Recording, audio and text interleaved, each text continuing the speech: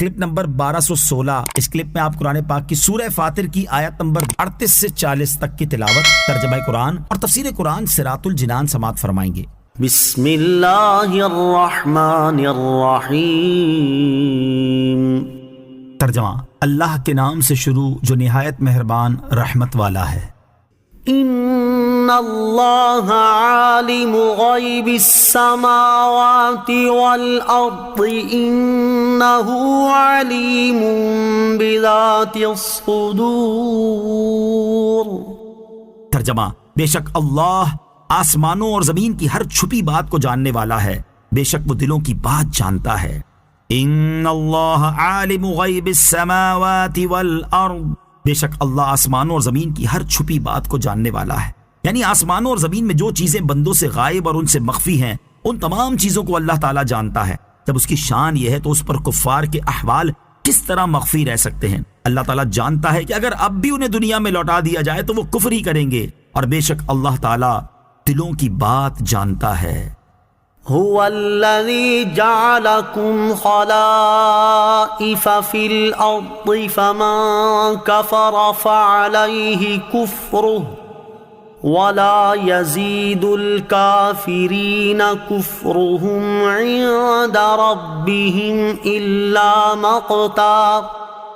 ولا يزيد الكافرين كفرهم إلا خسارا۔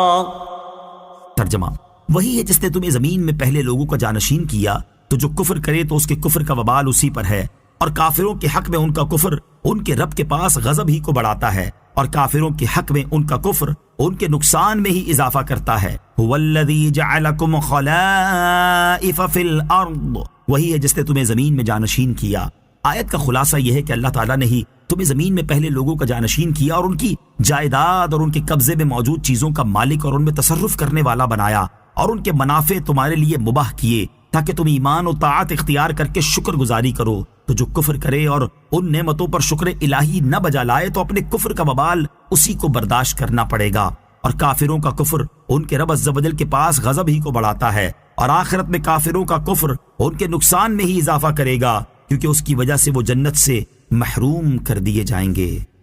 قل ارأيتم شركاءكم الذين تدعون من دون الله أروني ماذا خلقوا من الأرض أم لهم شرك في السماوات ام آتیناہم کتابا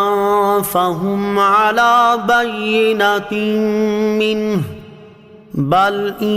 یعد الظالمون بعضهم بعضا الا غرورا۔ ترجمہ، تم فرماؤ بھلا اپنے وہ شریک تو بتلاؤ